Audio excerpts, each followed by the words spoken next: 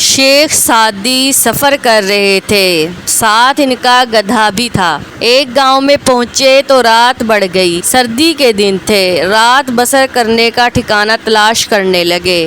गांव वालों में से कोई ठिकाना देने पर रजामंद ना हुआ। आखिर एक घर का दरवाज़ा खटखटाया। घर वाले ने कहा, मेरी बीवी दर्दे ज़ाह में तड़प रही है, बच्चा नहीं होता।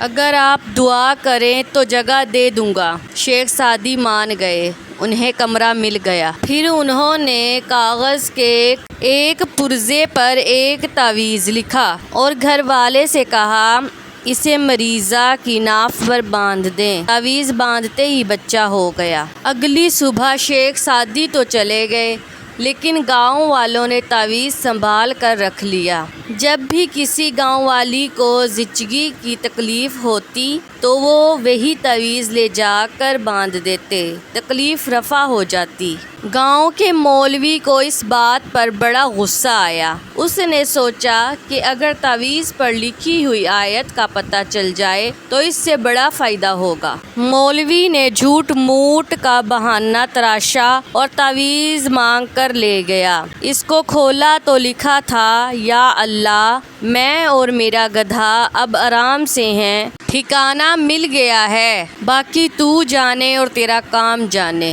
अल्लाह निगहबान। अगर इस वीडियो में किसी भी किस्म की कोई गलती हो तो हम आपसे माज़रत ख्वाह हैं। बराए मेहरबानी इस वीडियो के हवाले से अपनी कीमती राय का इज़हार कमेंट बॉक्स में कर सकते हैं। शुक्रिया।